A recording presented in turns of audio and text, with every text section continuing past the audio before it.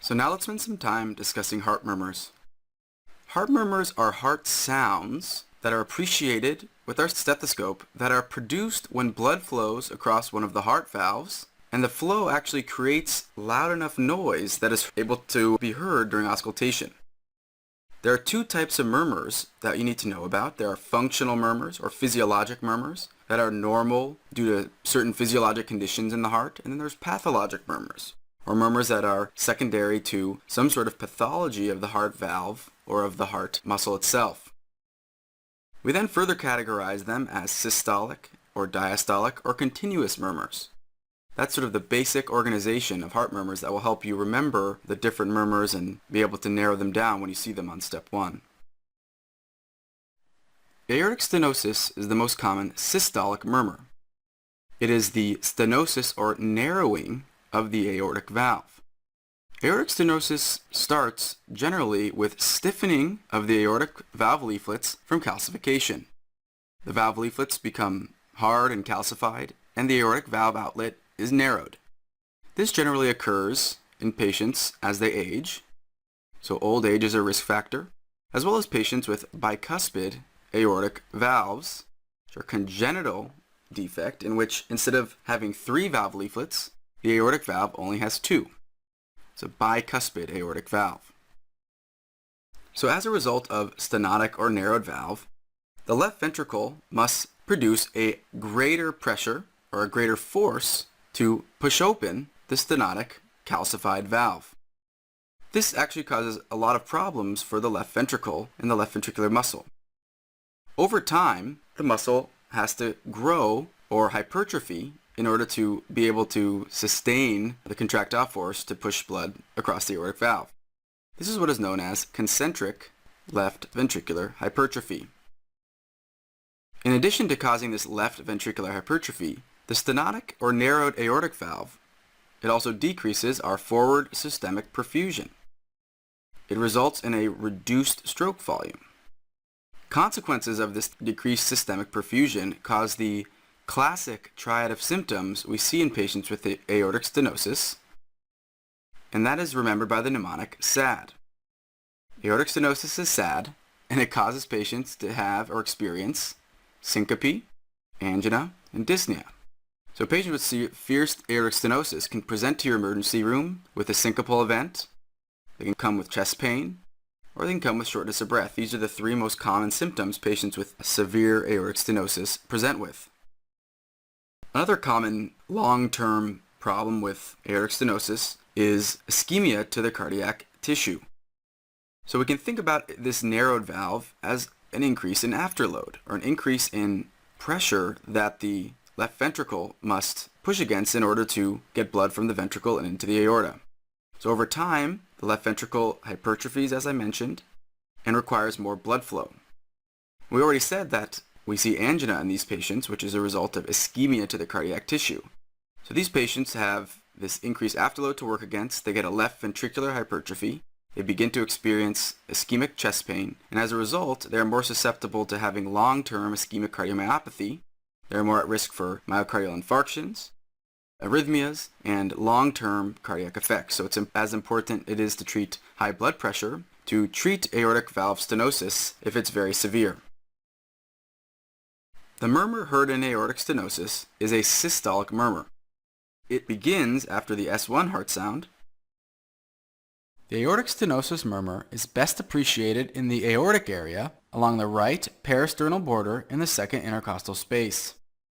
It is classically described as a mid-systolic decrescendo murmur because it's best appreciated in the middle of systole, and its intensity is characterized by initially an increase, like a crescendo, followed by a decrease in intensity or a decrescendo as systole transpires. So initially after the S1 heart sound, we hear a increase in the murmur intensity as appreciated by our stethoscope, followed by a subsequent steady decrease in the murmur intensity or volume that we appreciate. This is the classic auscultatory finding in aortic stenosis. It's important to remember that sometimes aortic stenosis can be so severe that it can be heard when listening to the carotid arteries in the neck. The next important systolic murmur we're going to discuss is mitral and tricuspid regurgitation. These two murmurs are grouped together because they are essentially the same thing except they're on different sides of the heart. The mitral valve is on the left side and tricuspid is on the right side. But in general, they produce a very similar murmur that we're going to discuss together. Put simply, these murmurs are exactly what they sound like. They are regurgitation of blood flow back in a retrograde manner. The blood flows from the left ventricle or the right ventricle back into the right atrium or the left atrium, instead of moving forward through the pulmonary artery or the aorta. So the blood from the ventricle simply is refluxed or regurgitated retrograde back into the atria rather than progressing forward through the pulmonary or aortic outflow tracts. The fundamental anatomical defect in these murmurs is a incompetent or mitral and tricuspid valve.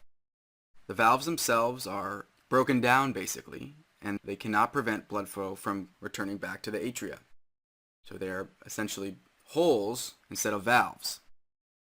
You can see this sort of pathology in patients that have mitral valve prolapse. So patients with mitral valve prolapse can have a regurgitant mitral valve. Patients after a myocardial infarction can have valvular defects. And in terms of mitral regurgitation, with patients with really severe left ventricular dilatation, you can see the mitral valve become incompetent. As the left ventricle dilates and gets big, the valve itself actually spreads out and the leaflets are unable to close the outlet or the ostia, so blood can regurgitate through that incompetent valve. In terms of myocardial infarction, in the post-infarction period, one of the papillary muscles, the muscles that are responsible for tenting the chordae tendineae to hold the valve shut during systole, can actually rupture. Another high-yield concept for papillary muscle rupture is that it's typically seen in patients that suffer an RCA, or right coronary artery infarct. This is because there is a posteromedial papillary muscle that typically has just a single blood supply from the right coronary artery. As such, when you have an infarct or an occlusion of this artery, the papillary muscle itself will atrophy, and you usually will see a new onset mitral regurgitation. So if a patient that's presented to you that has new onset mitral regurgitation after myocardial infarction, you can sort of guess or make an assumption that the myocardial infarct was a result of decreased perfusion in the right coronary artery distribution. Rheumatic fever or rheumatic heart disease can target any of the heart valves, as it is an autoimmune cross-reaction against glycosaminoglycans. Glycosaminoglycans are components of all heart valves, and so you have an autoimmune syndrome that compromises the heart valves and results in a regurgitation. Most commonly, it affects the mitral valve in rheumatic fever. Infective endocarditis is another disease that causes valvular pathology. It's generally seen in patients that use IV drugs. Patients that use IV drugs get infective endocarditis or infection of the heart valves themselves.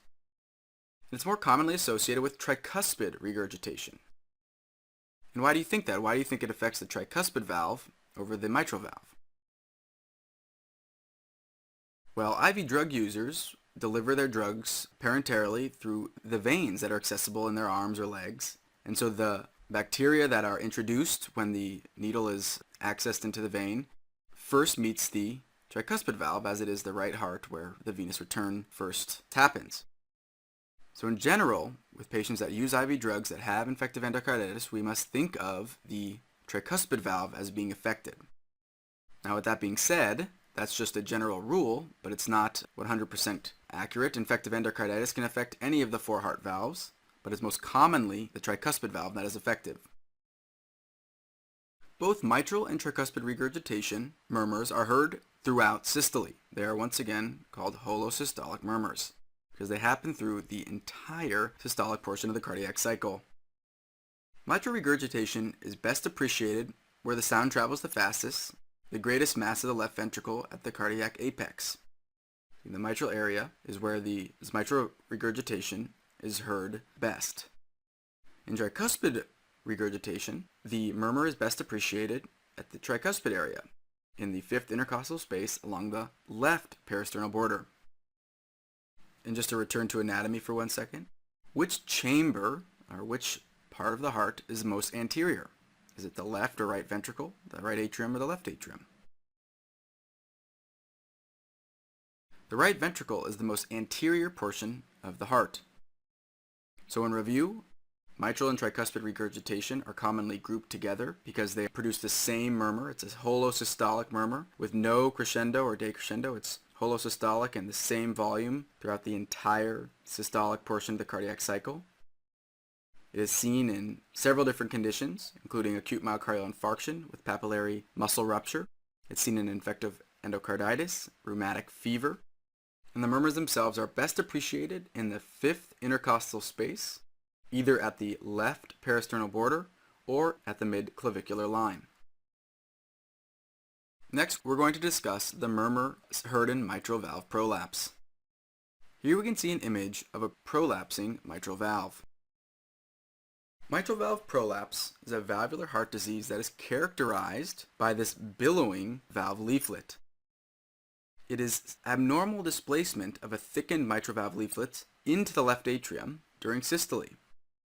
So as a result of this billowing valve leaflet into the left atrium, we get poor coaptation or poor alignment of the valve leaflets, thus creating this sort of space in between the leaflet that the blood is able to regurgitate or retrograde flow back into the left atrium.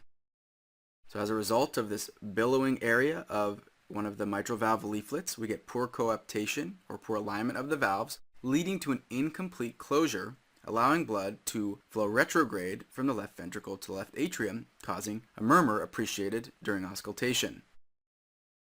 Now, an important feature of mitral valve prolapse is the presence of what is called a mid-systolic click. It's a high-pitched noise that is appreciated in mid-systole.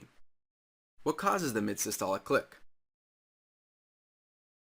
Well, when the valve leaflets billow or prolapse, it causes this tension on the chordae tendineae. These are tendinous structures that bind the valve leaflets and prevent these leaflets from billowing or turning open into the left atrium. They give the leaflets or the mitral valve its competency, these chordae tendineae structures. In a mitral valve prolapse with the billowing or prolapsing valve leaflets, the chordae tendineae are tightened very, very quickly, and this tension creates a vibration, kind of like flicking a guitar string, that causes us to hear this sort of audible click during mid-systole. So in review, as the leaflet billows or prolapses into the left atrium, it causes this tightening of the chordae tendineae, this rapid tightening of the chordae tendineae that results in a mid-systolic click. So here we can see the mid-systolic click, denoted MC, that occurs in mid-systole, and we can see that the murmur itself occurs after we hear the mid-systolic click. This is because we see the leaflet billow and the chordae tendineae tighten, causing the mid-systolic click, and that is when the valves spread apart and there is that defect that allows blood flow retrograde into the atrium, and that's ultimately the sort of flow or a change in flow that causes the murmur to be appreciated on auscultation. So what causes mitral valve prolapse? What are the etiologies? Well, any sort of damage to the valve itself, such as in rheumatic fever, particularly that affects the chordae tendineae or the valve leaflet, can lead to this valve leaflet abnormality that causes the billowing or poor coaptation. The most common pathology we discuss in mitral valve prolapse is myxomatous degeneration of the mitral valve, meaning that there are way too many mucopolysaccharides on the valve, causing excess water retention, causing the valve to become redundant, floppy, and weak. It's myxomatous degeneration. It is usually a benign process, but it can predispose patients to infective endocarditis. It's important to remember the low virulence organisms, the HASEC organisms, are commonly seen in this form of infective endocarditis. So what patients get this myxomatous degeneration? Patients with connective tissue disorders such as Marfan's or Ehlers-Danlos are patients that are predisposed, they have connective tissue disorders, that are predisposed to having mitral valve problems such as myxomatous degeneration. So in review, mitral valve prolapse is a systolic murmur.